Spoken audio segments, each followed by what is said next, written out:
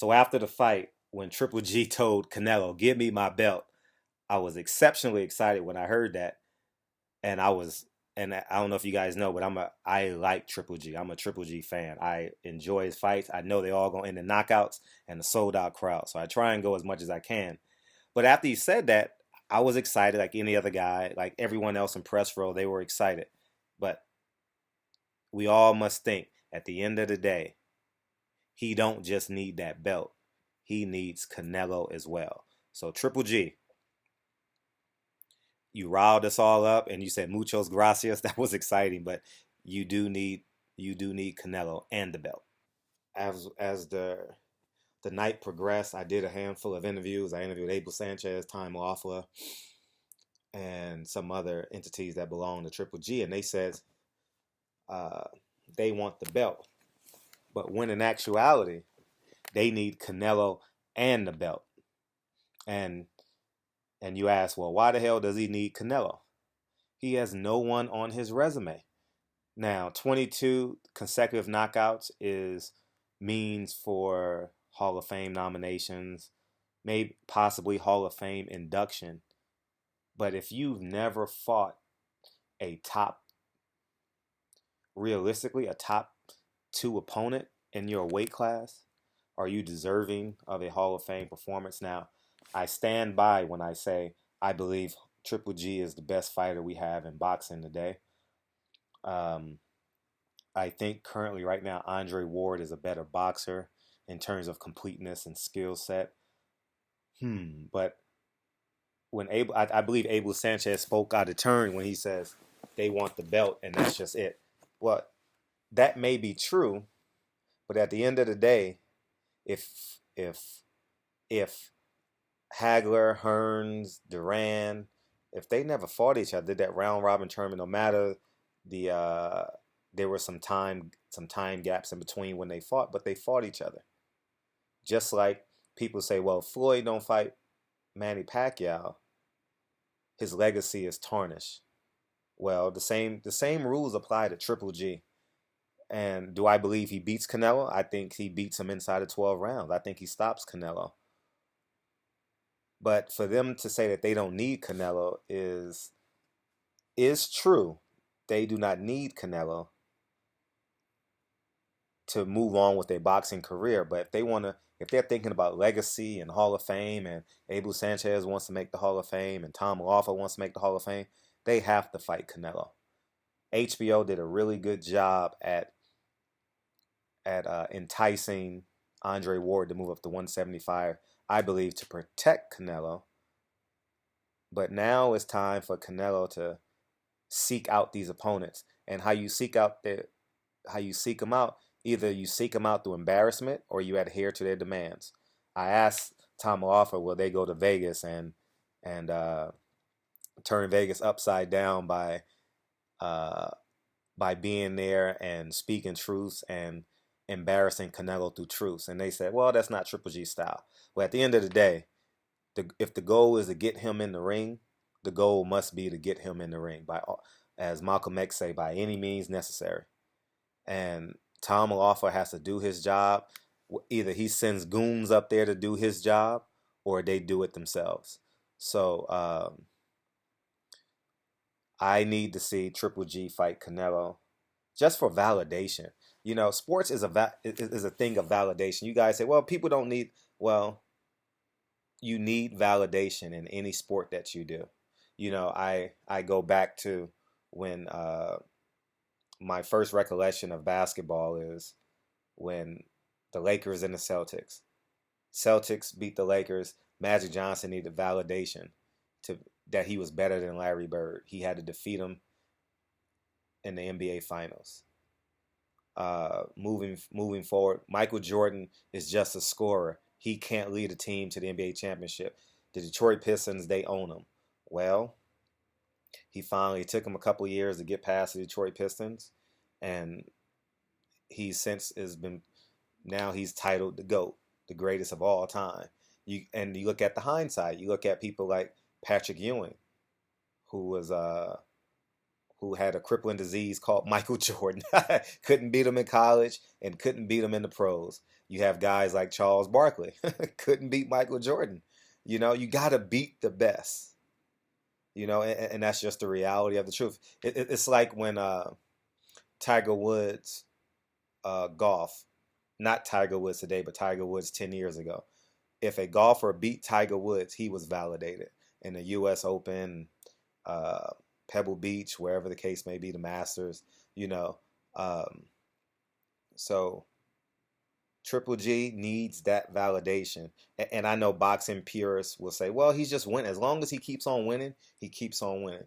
Well, albeit for the record books, that be true. But for Hall of Fame writers, because Hall of Fame writers and people who vote have personalities too. Just to give you a great example of what happened this year, Terrell Owens did not make the Hall of Fame, did not get voted in the Hall of Fame. So I don't want to hear that people just vote on numbers. I know it's a different sport, but we're all human, and Triple G needs Canelo on his resume. So I would I would suggest that adhere to his demands. If he wants to fight you at 155, fight him at 155. If he wants 70% of the purse, that's a bit much, but you deserve at least 40. Now, I'm not if we're going off pay-per-view numbers, Triple G's pay-per-view numbers are shit. 150, I did think they got, and I think 150 is being kind. Canelo gets whatever he wants. I don't know what his pay-per-view numbers are, but they're at, well, if he's 150, they're at least 5 times better than Triple G. So uh, you would have to respect that and give him 70% of the pay-per-views buys. But in terms of um, base salaries for this fight, 60-40 is fair. And I know Abel Sanchez and the Triple G camp is like, well, we're the better fighter. You are, but you're going to get your chance to prove it. And after you beat Canelo, you're going to get your chance to beat him again, because if Oscar De La Hoya puts in a rematch clause for Amir Khan, shit, he going to put in 2 rematch clauses for Triple G. So, and I understand the business of it. Golden Boy does not have any stars per se. They have some rising stars coming up, but no stars, no true stars. Um, so Triple G, you need Canelo and the belt, not just the belt. And we have to see May 8th, May 9th, the clock starts, and they'll have 15 days to agree to negotiate and 30 days to negotiate, and then it goes to a purse bid. I wish I had enough money to put in a purse bid for that fight, because you're going to get your money back times over. Tecate and Corona will pay you. I mean, just these because you got to keep in mind, you're getting American money, Mexican money, and Kazakhstan money, and everything else in between. Puerto Ricans go with Mexicans. I don't know what go with Russians, and is it Ukraine? Is it Russia? Is it Turkey? I don't know what goes with that, but I wish I can put up the what would be the base pay for them? Maybe $8 million? No, no, no, no, no, no.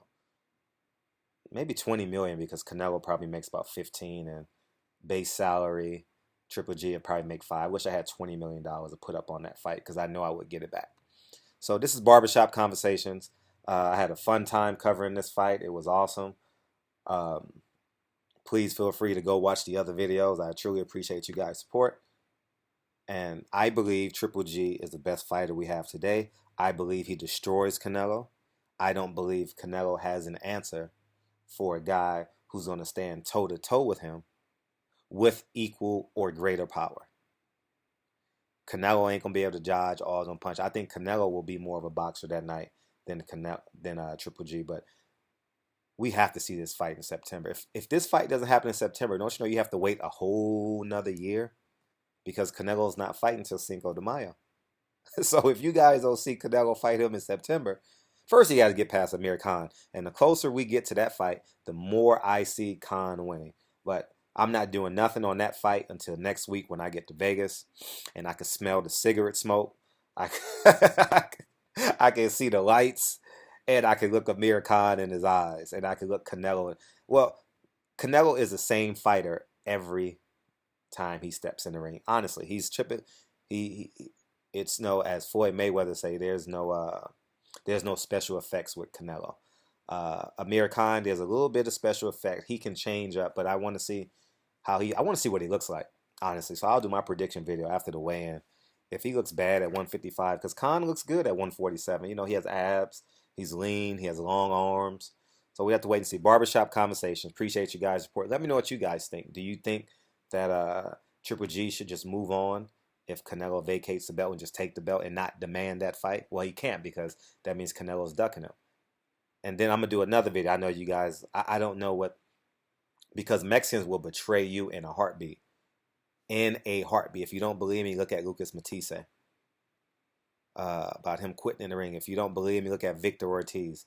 Mexicans love to hate Victor. He's polar. Don't confuse polarizing with endearment. He's a polarizing character now, meaning that he's an actor, he's a fighter, but they don't truly respect him as they did when he got up off the mat and beat Andre Berto to get the Floyd Mayweather fight. They don't view him the same. And if you don't believe me, go to the fight.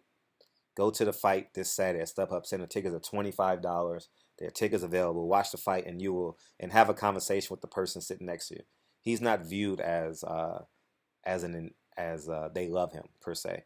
So Triple G, get that Canelo fight, and by the words of the great man Malcolm X, by any means necessary, get that fight. Barbershop conversations. Truly appreciate you guys' support. And Berto Ortiz this week. Man, we got some fights this week. We got fights Friday and we have fights Saturday. I'll be doing videos on that. So appreciate you guys' support.